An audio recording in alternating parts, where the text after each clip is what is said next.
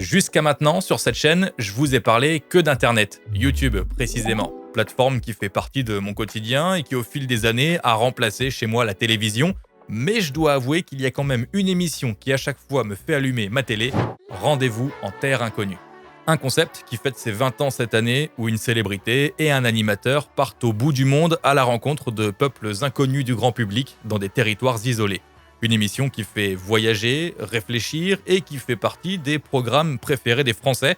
Et pour arriver à un tel résultat, chaque numéro nécessite des mois de préparation et une mécanique bien huilée depuis 2 décennies.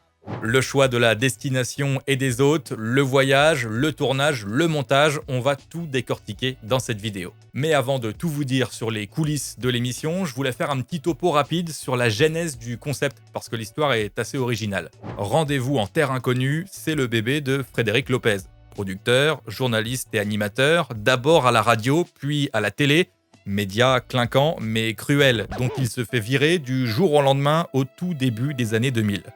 À cette époque, le Fredo a la trentaine, il est dégoûté de ce milieu et prend la décision de consulter un psychologue. Allongé sur le canapé, son psy lui demande de se remémorer les moments de sa vie où il a été le plus heureux. Il repense alors à ses souvenirs de voyage étant plus jeune, ses périples sur plusieurs îles en Thaïlande dont il ne se rappelait plus les noms, mais en revanche, il n'a jamais oublié les prénoms des gens qu'il y a rencontrés. Son psy lui dit d'essayer de faire une émission sur la thématique du voyage. Frédéric Lopez se replonge alors dans un concept imaginé quand il avait 23 ans, où il imaginait partir au bout du monde avec une star. Il bosse le projet, vend même sa maison pour financer le pilote de l'émission. Et 4 ans après cette consultation chez le psy, le programme arrive sur France 5, puis sur France 2. Bon, on rentre maintenant dans le vif du sujet. Comment est tourné Rendez-vous en Terre Inconnue ? La première étape dans la réalisation d'un numéro de Rendez-vous en Terre Inconnue, c'est justement de trouver une terre inconnue, définir une destination de tournage quelque part sur le globe. Australie. La production de l'émission doit trouver un endroit, des gens et une culture à faire découvrir aux yeux des téléspectateurs et de l'invité qui participe à l'aventure. Pour trouver où partir, tout commence à Paris. Dans les bureaux de la boîte de prod de Frédéric Lopez, Adenium TV, une équipe de journalistes fait de longues recherches sur de possibles destinations. On appelle ça la phase d'enquête éditoriale. Cette équipe d'experts étudie les populations du monde, ils interrogent des spécialistes de différents peuples et cultures, ils cherchent des endroits et des hôtes. Il faut trouver un territoire reculé où la nature domine et où des autochtones vivent en contact étroit avec cette nature. D'un point de vue géographique, on recherche des lieux lointains, déjà de nous, et aussi isolés dans le pays en question. On va voir un peu plus tard dans la vidéo qu'il faut être patient pour se rendre jusqu'à la destination finale, tellement ces endroits sont parfois paumés, si bien qu'en langage familier, on pourrait surnommer l'émission « Rendez-vous dans le trou du cul du monde ». Dans ces régions passées au crible par l'équipe de journalistes, vivent des autochtones qui, par définition, n'ont jamais quitté le sol de leurs ancêtres. Ces peuples sont connus, ils sont répertoriés. Amnesty International estime qu'il en existe plus de 5000 sur Terre, ce qui correspond à plus de 400 millions de personnes, soit un peu plus de 6% de la population mondiale. Bon, parmi ces peuples, il y en a qui sont plus connus et nombreux que d'autres. Pour l'émission, on va rechercher les peuples les moins représentés. Et parmi eux, la prod recherche des clans, des tribus, des familles qui seraient susceptibles d'accepter avec eux des étrangers et des caméras durant quelques jours. L'équipe s'intéresse à la manière de vivre de ces personnes et liste des profils qui pourraient être intéressants pour l'émission. Si la production cherche à rencontrer des peuples quasi inconnus du grand public, en revanche, elle a une règle qu'elle s'interdit de transgresser, celle de ne pas être la première rencontre de ces autochtones avec des occidentaux. Les potentiels hôtes envisagés pour chaque tournage sont des gens qui ont déjà croisé ou discuté avec des personnes de notre civilisation. Jamais la production ira à la rencontre d'un peuple qui vit complètement reclus et qui n'a jamais vu d'occidentaux. C'est une question de principe, si ces humains-là n'ont jamais vu des humains comme nous, c'est peut-être qu'il y a une raison, peut-être qu'ils ne veulent pas. Et puis imaginez si la seule image qu'ils ont de nous, c'est des gars avec des caméras et des micros, c'est pas la vérité quoi. La fois où la prod s'est approchée le plus de la limite de cette règle, c'était lors du Rendez-vous en Terre Inconnue de Zazie en 2009, en Papouasie occidentale chez les Korowai, un peuple de chasseurs-cueilleurs qui avait seulement aperçu des humains à la peau blanche au loin dans la forêt avec des sacs à dos, mais ils n'avaient jamais eu d'interaction avec. Une fois l'idée de destination envisagée pour un numéro de l'émission, il faut trouver chez qui aller précisément. Qui acceptera d'accueillir des étrangers durant plusieurs jours ?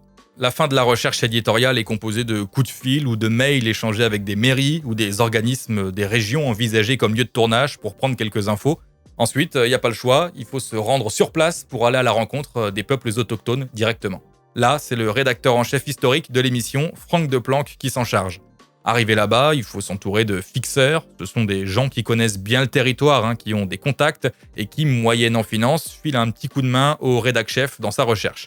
Franck Deplanque est accompagné par un interprète, lui aussi rémunéré, évidemment, et il se déplace pour aller à la rencontre des gens, pour se présenter, sympathiser et ensuite proposer le projet de rendez-vous en terre inconnue. Là, c'est beaucoup une question de feeling. Souvent, Franck Deplanque arrive sur un campement de yourtes, de maisons en argile ou en paille, ou bien dans des champs ou une rizière, et il observe d'abord la réaction des gens. Régulièrement, il y a comme un chef qui se démarque et qui vient engager la discussion, et si le courant passe bien, tant mieux, et des fois, ça prend pas. Tant pis, dans ce cas-là, on va voir la tribu ou le clan d'à côté, enfin, à côté avec de gros guillemets, parce que souvent, entre deux campements, il peut y avoir plusieurs dizaines de kilomètres, donc faut imaginer qu'à chaque refus, le voyage se rallonge et le périple continue. Une fois que Franck Deplanque rencontre un peuple avec qui il y a un bon feeling, il fait sa proposition en expliquant le concept et en montrant des extraits des précédentes émissions. Et en général, les gens qui ont bien accepté la présence du rédac-chef en repérage acceptent de participer au tournage et sont fiers de partager leur culture. Maintenant qu'on a le lieu et les hôtes, il faut réussir à caler un créneau de tournage. Et il faut d'abord connaître les disponibilités des hôtes, parce que parfois il y a des périodes de transhumance où les familles sont en mouvement dans un certain laps de temps en fonction des saisons. Pour savoir qui accompagnera l'animateur, là, évidemment, il y a encore une question de disponibilité. Les invités sont bien souvent des artistes dont le calendrier est chargé entre des concerts, tournages et spectacles, etc.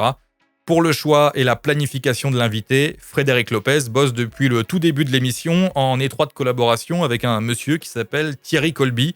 Le Thierry, il faut le voir comme un gars qui a un agenda rempli de noms de stars, certaines bookées pour l'émission, d'autres validées mais en attente de calage, un peu comme une liste d'attente en fait. Petite précision, les invités choisis ne sont pas rémunérés pour le tournage. En fonction de la destination et des hôtes choisis, il faut réfléchir à un profil qui matcherait bien par sa personnalité ou l'écart abyssal entre sa façon de vivre et celle des hôtes. Et évidemment, la production recherche quelqu'un d'identifié du grand public. Après, les animateurs du programme, que ce soit Frédéric Lopez avant, Raphaël de Casabianca durant les 6 dernières années, et bientôt Laurie Tillman, peuvent souffler quelques noms. Il y a une question de feeling qui entre aussi dans le calcul. Il faut dire que si on peut éviter d'avoir un tournage de 3 semaines où l'animateur et l'invité ont aucun atome crochu, c'est mieux, sinon ça pourrait être long. Mais bon, très souvent, rien que l'engagement de l'invité vis-à-vis du programme, c'est déjà de bon augure puisque ce sont des célébrités qui ont l'habitude de tout contrôler, notamment leur image, que ce soit eux-mêmes ou leur entourage. Là, le fait de dire « oui, je fais l'émission », c'est synonyme de lâcher prise et d'envie de vivre à fond une expérience hors du commun. Alors, il y a plusieurs invités qui ont marqué l'histoire du programme, je ne vais pas tous les lister, mais on a par exemple Thierry Lhermitte, qui a été le tout premier numéro de Rendez-vous Inter Inconnu, Zabou Breitman, qui elle détient le record d'audience de l'émission, mais l'invitée qui a sûrement été la plus importante pour l'émission, c'est Muriel Robin. La comédienne avait participé à l'émission quand elle était diffusée sur France 5, en partant au Cameroun, chez les Pygmées Bagheli. Elle avait adoré le concept et énormément sympathisé avec Frédéric Lopez, sauf qu'après la diffusion de ce numéro, l'émission était en stand-by, sans diffuseur. Et en fait, Muriel Robin, alors qu'on lui avait rien demandé, elle a fait du forcing auprès de France Télévisions, elle a pris des rendez-vous en secret dans le dos de Frédéric Lopez, ils sont allés ensuite ensemble au rendez-vous pour discuter du retour de l'émission sur France Télé. Et ça a marché. Après 1 an sans diffusion, Rendez-vous en Terre Inconnue revient sur France 2 en prime time avec comme invité Muriel Robin, encore, qui est partie cette fois chez les Zimba en Namibie. La Mumu, elle a fait une sacrée passe décisive au Fredo sur ce coup-là. Quand on parle de terre inconnue, c'est dans 2 sens du terme. Inconnue du grand public, une région lointaine, difficile à placer sur la carte, et aussi inconnue de l'invité, qui s'engage dans le programme sans savoir où il va. Il découvre la destination que dans l'avion ou à l'aéroport de départ. Alors comment on fait sa valise quand on ne sait pas où on part durant 3 semaines ? L'invité s'occupe uniquement de rassembler quelques affaires personnelles, ses sous-vêtements, des affaires de toilette, des médicaments, des lunettes. Il peut prendre aussi des objets perso, il y a des artistes qui prennent une guitare, on peut aussi emmener le téléphone, des cigarettes, des photos. Rien n'est vraiment interdit, c'est pas Koh-Lanta, c'est pas une émission de survie. Sur place, l'invité a 2 sacs, un qu'il porte pendant la journée pour se déplacer et un autre qui est gardé par la prod avec des affaires personnelles. Pour les vêtements, c'est la production qui s'en charge. Ils vont prendre les tailles et la pointure de l'invité et lui constituer une petite garde-robe pour le tournage en collaboration avec une marque partenaire. Et pour brouiller les pistes sur la destination de voyage, on fait essayer des vêtements pour toutes les conditions météo. Pays chaud, pays froid, et l'invité sélectionne ceux qui taillent correctement. Ensuite, la prod fait sa valise en fonction de la destination de tournage. Enfin, toujours dans les préparatifs, la célébrité doit aussi vérifier avec l'aide de la prod que ses vaccins sont bien à jour et parfois demander un visa si nécessaire. Là, tout est ficelé, la destination est choisie, les hôtes sont prêts à accueillir des invités, l'invité, la célébrité est booké, on peut partir sur le tournage. Sauf qu'il y a encore un process à respecter pour que tout se passe au mieux. Souvenez-vous de notre rédac-chef, Franck Deplanque. Eh bien, avant le tournage de l'émission, il faut savoir que le gars se fait en quelque sorte un rendez-vous en terre inconnue, quasi tout seul. Avec un interprète, il passe environ 3 semaines en immersion avec le clan ou la famille qui se prépare à accueillir toute l'équipe. L'idée pour lui, c'est de voir concrètement comment la vie de tous les jours fonctionne chez eux et de peaufiner l'écriture du film, ce qu'on va pouvoir raconter, ce que l'invité et l'animateur vont pouvoir faire, etc. Une semaine avant le tournage, il est rejoint par le réalisateur qui embarque avec lui une caméra. Comme le rédac-chef, le réal va aussi décortiquer le déroulement du quotidien des hôtes et il va regarder ça avec un œil de réalisateur, un regard plus technique, ce qui va pouvoir lui permettre de se faire une idée concrète des images qui composeront le film. Quoi filmer, quand, de quelle manière. Et puis la présence du rédac-chef et du réalisateur avant le tournage, elle permet aussi aux hôtes de s'habituer à la présence des caméras. Parce que imaginez si toute une équipe débarquait du jour au lendemain avec les caméras, les micros, l'agitation d'un tournage au milieu d'une communauté qui ne connaît pas du tout ça et qu'on leur demandait de faire comme si de rien n'était, ce serait un peu compliqué et un peu déplacé. Là, il y a une sorte de travail préparatoire pour le confort de tout le monde. Avant de parler concrètement du tournage de l'émission, je vous présente le sponsor de cette vidéo, CyberGhost VPN. CyberGhost, c'est un bouclier en ligne qui permet de masquer son adresse IP, de chiffrer ses données et rediriger tout son trafic internet dans un tunnel sécurisé. C'est très utile également lors de connexions sur des réseaux publics, les hôtels, les bars. Là aussi, les données sont protégées. Pour les amateurs de films et séries, CyberGhost VPN permet aussi d'accéder à des contenus géorestreints de plus de 35 services de streaming comme les catalogues Netflix, Amazon Prime et Disney+ des autres pays. Et puis il est aussi possible de regarder des courses automobiles en changeant sa localisation en ligne vers la Belgique en seulement 3 clics pour accéder gratuitement au direct depuis les chaînes locales. CyberGhost, ça s'utilise facilement sur Windows, macOS, Android, iOS et aussi sur les Smart TV et les consoles. Et un abonnement sécurise au total 7 appareils. Et si jamais il y a besoin, il existe un service client en français, 7 jours sur 7 et 24 heures sur 24. Il y a 38 millions d'utilisateurs dans le monde qui sont devenus des petits fantômes en rejoignant CyberGhost. C'est un service qui a une très bonne moyenne sur Trustpilot. Et si jamais vous n'êtes pas convaincu, c'est satisfait ou remboursé sous 45 jours. Pour découvrir CyberGhost VPN, je vous mets un lien dans la description pour bénéficier de 83% de réduction et 4 mois offerts sur l'abonnement, ce qui fait que ça revient aux alentours de 2 € par mois. Pour un numéro de Rendez-vous en terre inconnue, il faut donc compter entre 2 et 3 semaines de tournage, dans lequel est inclus la phase de voyage. Et ce voyage, il est long, parfois très long. Il faut compter plusieurs jours et emprunter différents moyens de locomotion. Si on reprend l'exemple de Zazie en Papouasie-Occidentale, les équipes ont voyagé durant 5 jours. 3 jours dans différents avions, une journée de marche dans une forêt tropicale et une journée en pirogue. Plus récemment, il a fallu 10 jours pour que Tomer Sisley et Raphaël de Casabianca réussissent à rejoindre leurs hôtes au Népal, dans une vallée à 5000 mètres d'altitude. C'est le record de durée de voyage pour la mission, qui est dû à plusieurs choses, notamment des pauses pour s'acclimater à l'altitude et aussi à des conditions météo qui empêchaient les hélicoptères de décoller. Sur place, on a du matériel amené par la prod avec l'aide de gens du coin. Et puis il y a une équipe technique d'en moyenne 7 à 8 personnes en plus de l'animateur, son invité et les interprètes. On a le réalisateur qui est aussi caméraman et qui filme en général l'action principale, un second cadreur qui lui va plutôt s'occuper du contre-champ, un preneur de son, le rédac-chef, un régisseur, un photographe et aussi un médecin au cas où pour d'éventuels bobos, mais surtout pour les petits soucis du quotidien. Ça peut être l'adaptation à la météo, à l'altitude ou à l'alimentation. Bon, la tourista, vous voyez un peu ce que c'est ? Ça peut arriver dans Rendez-vous en terre inconnue. Souvent, les hôtes mangent des plats tellement différents de nous que les organismes de l'invité et de l'animateur ne sont pas prêts.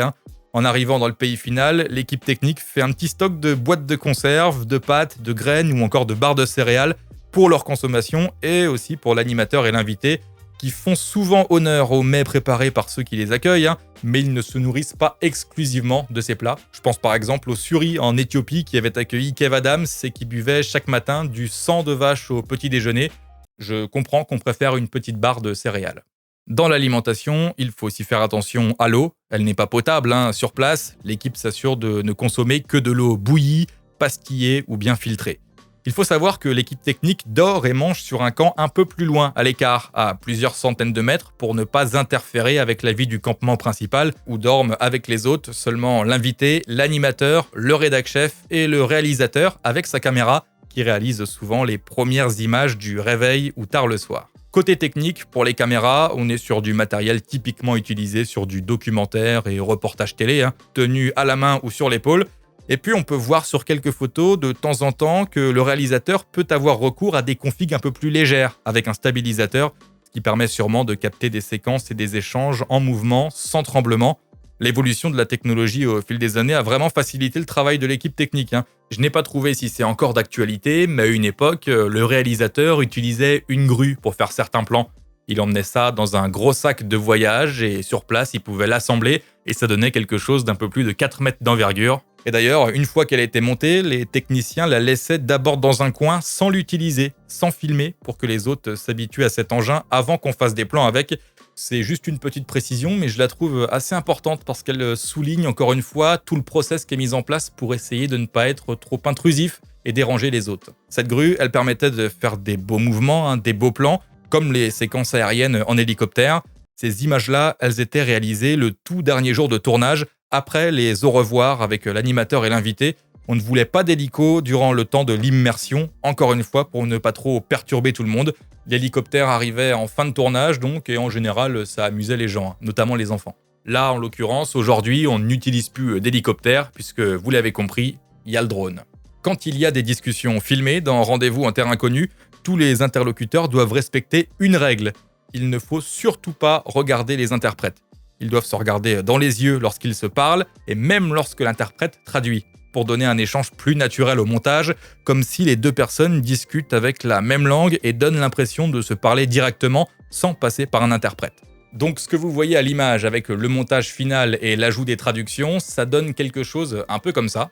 Bonjour, je m'appelle Denis, je suis très content de vous rencontrer. Bienvenue à toi, tu as fait bon voyage ? Ouais, mais c'était un peu long. Mais en vrai, une discussion dans Rendez-vous en terre inconnue, ça se passe plutôt comme ça. Bonjour, je m'appelle Denis, je suis très content de vous rencontrer.